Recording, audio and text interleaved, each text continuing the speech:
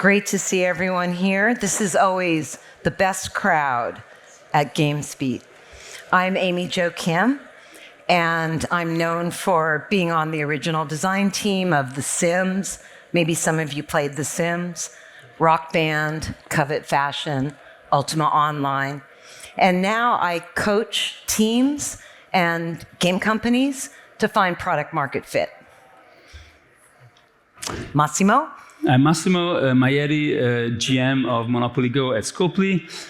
Been in games for almost half of my life now, and been at Scopely for 7 of those years. I spent all those years trying to make a good Monopoly game for Scopely. Before that, I was at Zynga, and before that, I was part of a couple of startups in the United Kingdom. Hello, my name is Howard Shin. I am the Senior Art Director on Monopoly Go. Been in the games for, about leadership role in like 10 years. Prior to Scopely, I was with King in Stockholm and worked on titles such as Candy Crush Friends and Crash Bandicoot on the Go. Oh, on the Run. And with Monopoly, with Scopely, I've now been with the team for about 3 years.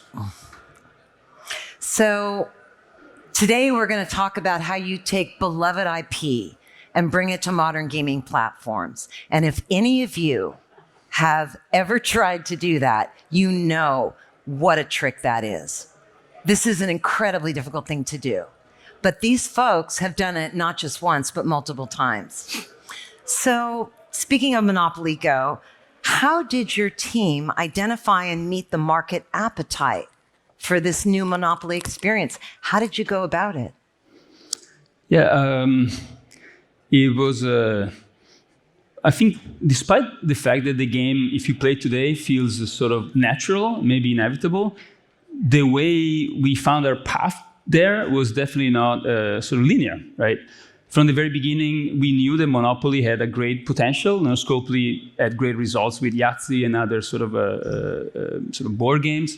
And we knew that, relative to those, Monopoly is the premier experience. And so we thought, how big can this be?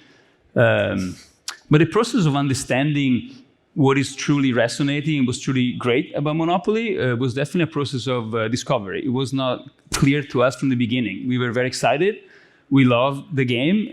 We loved the fact that it's both timeless and it resonates today with the sort of discussion around wealth and all those things.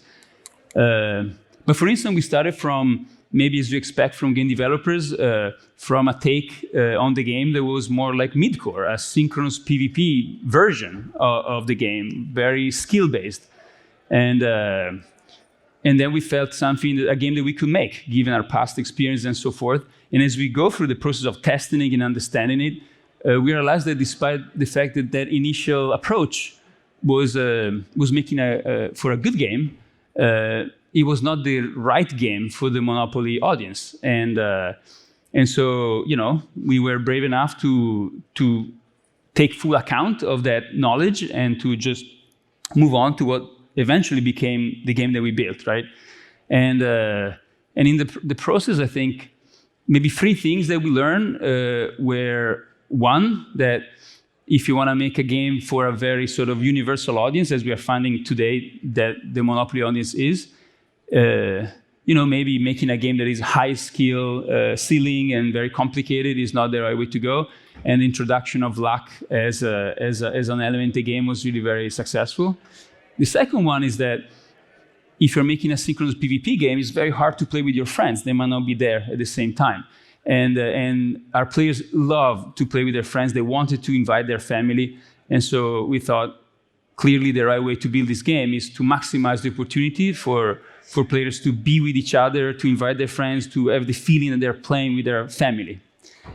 And maybe the last lesson, that was the least intuitive of all, was that in a high-skill game, the way you get rich, right, the goal of the game is to get rich, is really to, take a lot of actions, think very hard, and min-max your way to wealth. And that's not what Monopoly is about. Monopoly, we understood really after some deep thinking and lots of reading books and playing the game, is about the multiplication of capital. You are rich, and you get richer, and it's somewhat effortless, right? I'm rich enough to buy a hotel, people stop there, and I get richer, and so on forever. And so the notion of wealth multiplying itself, as opposed to the sweat equity of just earning every cent, right, was made a turn really away from the sort of skill, labor-intensive, cognitively engaging game to a new sort of a new direction. The one-liner what we had was ride the roller coaster to ridiculous riches, right? Where you ride this ups and down roller coaster as opposed to driving to different directions, right? And after we learned all these lessons, we felt finally that this was the most authentic version we could make for a free-to-play Monopoly game, and everything became slightly easier after that. Yeah. That's fascinating. You know, you have to be wrong on the way to being right. Yeah. And so, Howard, how did you approach the art and the creative direction? Sure. So for art, Monopoly doesn't have the deepest lore or narrative. And so that didn't feel like the right path to go. And more importantly, I think we started from the why, like why are we building this? And from there, everything started to come into place. So our GM, Massimo, actually coined the phrase, Howard, we're making a timeless game. It has to be a game that mixes, the old, the game that was starting to be marketed in the 1930s to today. At the time, it was 2020. And how do we bridge that together? And again, the word that Massimo coined was, we're trying to create a timeless experience. And so from there, everything started to kind of boil down to, okay, how do we actually get to timelessness? And so the entire sort of art direction started to get driven by a slogan that I put together for the team. And the slogan was specific enough, yet wide enough for interpretation. And so the slogan for us was Scrooge Chaplin racing in Legopoly. If we can capture that sentiment, I felt that the art was moving in the right direction. The 4 pillars, Scrooge refers to Scrooge McDuck from the Disney cartoons. And it was to capture this ridiculousness of wanting to be rich and richer and richer, and trying to capture the humor and the fun of it rather than being cynical. We used Charlie Chaplin as sort of an animation direction where everything was just over the top. Nothing needed to be really spoken or written out because the action should do most of the talking. We also used racing, refers to the racing posters, like those old Monaco classic racing posters.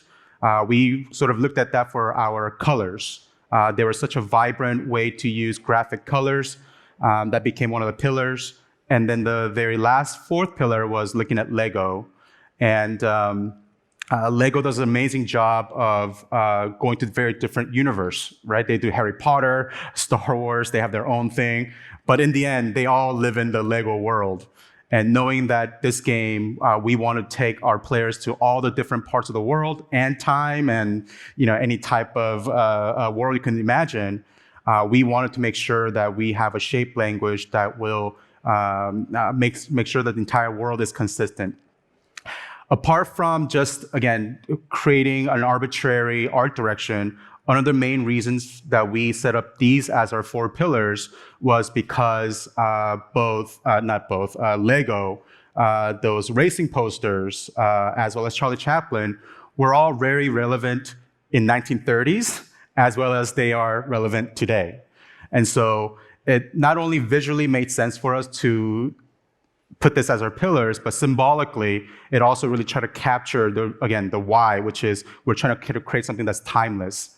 And so, when you look at our character, Mr. Monopoly, you will see a bit of Charlie Chaplin's crazy over the top animation. Design-wise, it's a mix of, like Lego, for example, with those little dot eyes that you see, as well as funness of Scrooge McDuck, kind of cartoonish a little bit, again, just a little bit more over the top than usual. Same thing with our buildings. If you look at our boards, they're all rather primitive in shape. They're very simple and blocky. And again, that was largely inspired by looking at Lego and how they build their little tiny towns. And then, finally for our colors, I think for a lot of the audience, it may look like, animation, cell shade type of illustration. But for us, we were really inspired by, again, the graphic nature and the colorful nature of these 1930s Monaco racing posters. And that 4 pillars started to really become sort of the vision that I had, that when I shared with both product designers as well as the artists, they also brought their own little take and spin, and it became really like what I had was a 2D vision, if you will. And once everyone jumped in and started to take that idea, and within the boundaries of what we have set up, they were being able to be creative partners and truly owning the vision with me and running together and making the vision even fuller than how we started. Yeah. That was amazing. So y'all just got a mini masterclass in how to approach branded IP between these 2 stories. And you look at a game, go look at Monopoly Go. It's beautiful. The art is gorgeous. It looks inevitable. All that went into something that looks inevitable. The gameplay looks inevitable. All those twists and turns go into the gameplay that looks inevitable. And those of you who have developed games know that who you test your game on matters. And you can get completely different requests and feedback on the same game features and core systems if you talk to different people. And that's one of the trickiest things about game dev. So how do you figure out who to talk to, what audience to target, and most importantly, who to test your game on? Yeah, that's another interesting journey. Right. I think I have maybe two interesting aspects to share about that journey. The first one is that even before thinking about who is the right audience, we felt again we need to connect on the why of the game, right? Why people have those memories. We knew that everybody who's going to install the game would have some connection to Monopoly, right? So what is that connection? We talk about timelessness or nostalgia, but nostalgia, for what? And so we felt that we need to answer that question to be able to have a voice that would be authentic, right? And so we continue sort of thinking about it and prodding the brand and all the assets and all the ideas that we could sort of share with each other. And again, when we truly started finding ground on this game was when we understood the nostalgia. At least that was our theory. I don't know if it explains the whole reason why Monopoly is so successful, but it was a very fertile one that we could use to make things, right? To make the game. And our theory was that it was that nostalgia was driven by the sort of conflagration between the intimacy of a familiar relationship. You play the game with your friends and family at a very young age. And in your family, everybody contributes what they can, and it's a very sort of equal environment.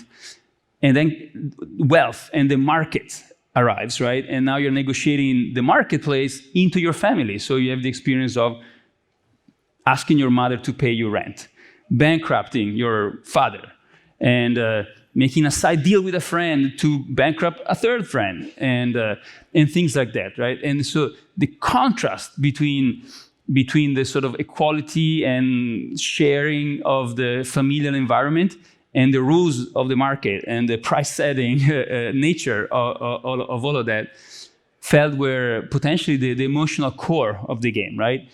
And so that for us talked about not only the audience, but also what the audience wanted from each other and what relationship the audience wanted to be, right? Mm-hmm. And that's how we have this, in the game you can find today, our social systems are pretty interesting in that with the same folks, you can collaborate and compete.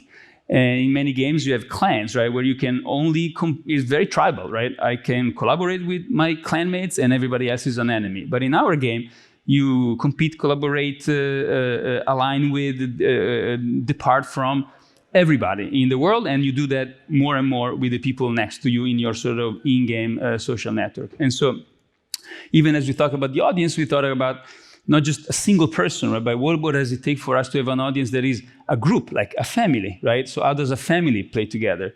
And so that was sort of the first point about the audience as a group and not as individuals.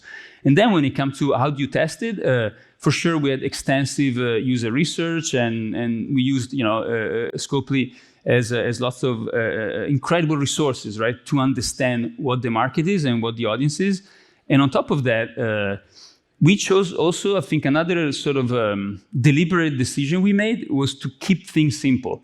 For an audience like Monopoly, you can have 8 different personas, right? It's so universal that you can really try to be sort of overly scientific and try to adjust your game and asking what does persona A, B, C, D, E, etc. React to each of the features, right? And for us, instead, we identified some sort of very simple features of a universal audience, and we just noted how we can become that audience ourselves, as opposed to thinking our way to what that audience could like. We just started play the game a lot, play Monopoly constantly, play a similar experience playing our game, to sort of become that kind of audience that can then feed back into the process, right? And that worked. I don't know that if it's a universal lesson, but at least I know that in some cases it can work. Yeah. So building on that, you mentioned you have really interesting social systems, and you really leveraged a lot of the resources to find the audience. So how do you leverage gameplay to build with community building in mind? How does community and community building play into this?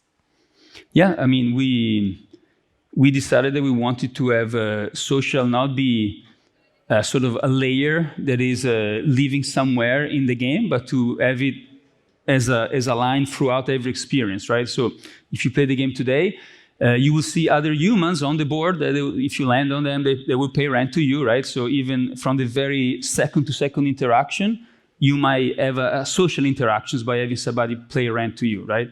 That is competitive. You can also land on a community chest, which is cooperative, where you actually are contribute to your chest, and your friends playing will let that chest get bigger and bigger and bigger. And so in every layer of the game, from the second-to-second moment to, let's say, a 3-month cycle, which is our sort of collection feature, where you can trade with your friends and so on, there's a social component basically throughout, right? And so we decided that social was not a feature, was just a lens. And every feature had to answer the question, how does it play with my friend? And then there's the whole part that is outside of the game itself, right? So we have a very active community of people who trade those stickers on Facebook, and most probably other communities all around social media will be created. And so it's literally, I see it as a concentric circles where it starts from the very core interaction, right? Of rolling and having a friend pay rent to you.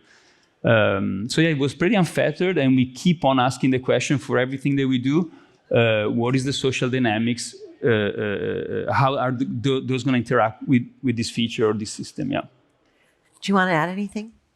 No, I think Massimo covers it pretty well. But yeah, I mean, in terms of art in general, we were very closely together with the design. And so even from the very start, any feature that gets started, some of the key art leads are brought in early to really explain what the goal is. And like as Massimo said, goal is always how do we maximize social interactions with those that we were playing together. And that really, again, played a key part in driving a lot of the art direction or any type of art assets that gets created for individual features that we work on. Yeah. So building on that, you're talking about how people work together, and strategy and design and art are all coming together, and you're running experiments and learning. And it comes down to people working together. So you've got a global team. You have a distributed team. How many people in here work with a distributed team? People not in the same office, right? It's very common. So how do you pull off this game-making magic with your distributed team? Tell us some things you've learned about working effectively together. Maybe I can start. Yeah, this game was built also somewhat in concentric circle. It started in California, and then expanded to Colorado, the rest of the United States, and then Europe. And now we are a global team that goes from Los Angeles to Tel Aviv. So there's 10-hour time zone difference. And there's literally, including UK as well now, and there's literally 5 or 6 different cultures, different way of seeing, of perceiving authority, different ways of making decisions, right?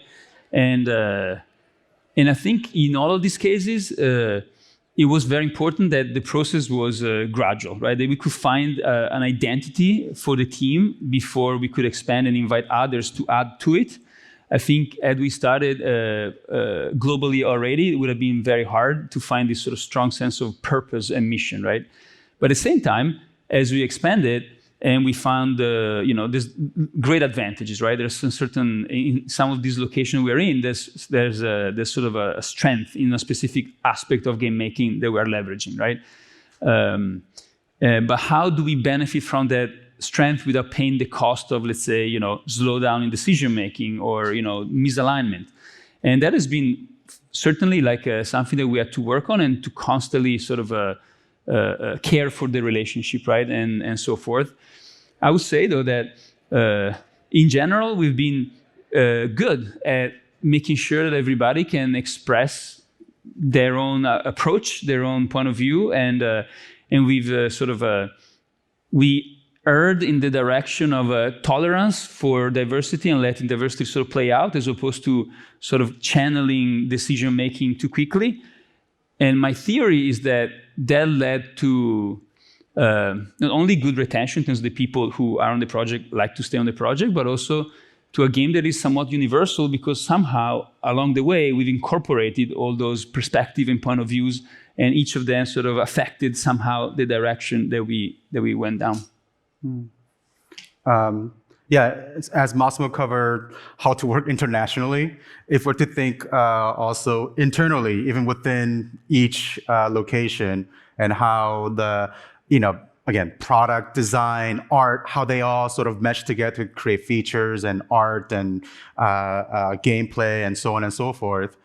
I think a good example that I think Massimo can also speak to is our core, which is the role. As creatives, we had both the concept and animation, just trying to do every which thing that they can do within that row view. Like, can we have the camera go down low and follow the tokens as they jump around? Can we have the camera up high and then just kind of turn as the tokens move around the board? There's so many different things that we wanted to do creatively. But working with the product, again, they have a very specific mission. How does this add to the core loop? How does this play into the sociability of? And once the team started to really work together, I think one of the big lessons from trying to get that sticky core right was just because we have the power to do it doesn't also necessarily mean that we should do it. And if you look at the role, it must look to most players like, oh, it's the simplest thing. Like, of course, you click this and the dice and drops and you move the tokens. But that was actually the hardest thing to get right. And because we're trying to do so many creative things, again, we went on a ride, circles and iterating and what have you. And eventually, again, as I was saying earlier, the restraint of creatives going, I understand what the objective of this particular feature or this core loop is, and therefore, going with something that feels a little bit more standard felt right after, again, so many iterations. And that was the type of collaborative effort that I think both the product, the art, and everyone involved really sort of took away from that experience.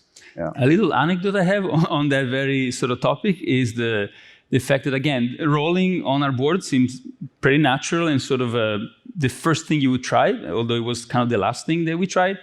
And there was a whole 6 months where our game would cause literally motion sickness to our players. And it's the same role that you see today. Basically, the token was moving. We didn't want the player to, and this is to talk about the subtleties of things that seem so simple, right?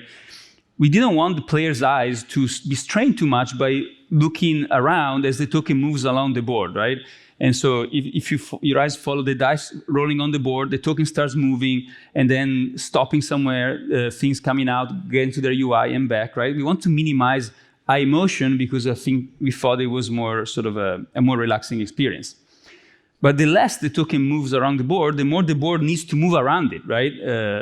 Think in the extreme section that the token stays closed, stays still, and the rest of the board moves below it, right?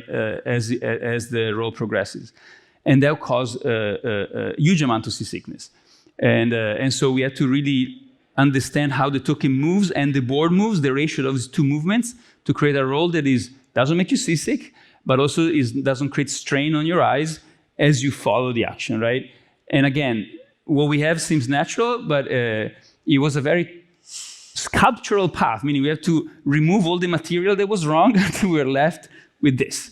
And hopefully this will carry the game for a long time. So can you just quickly follow up on this, either of you, and talk a little bit more about how you do testing?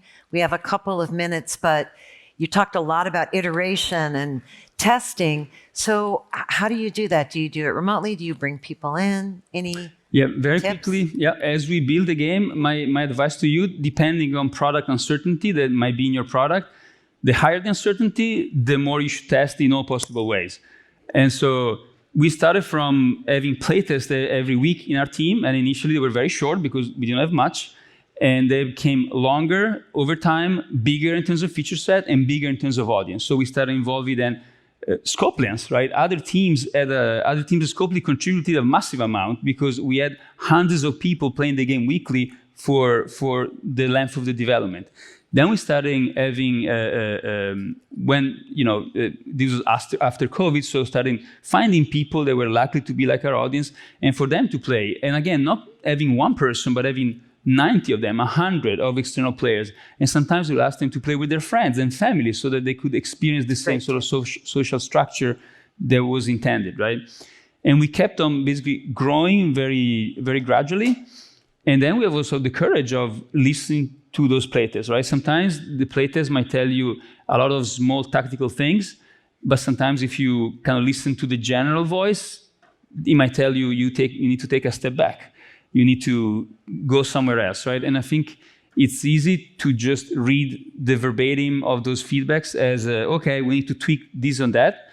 And it's a bit harder to take the sort of the commonalities in that feedback and decide that you need to really make a big decision, right? You guys, that was the hottest tip. That will save you months of time, what he just said.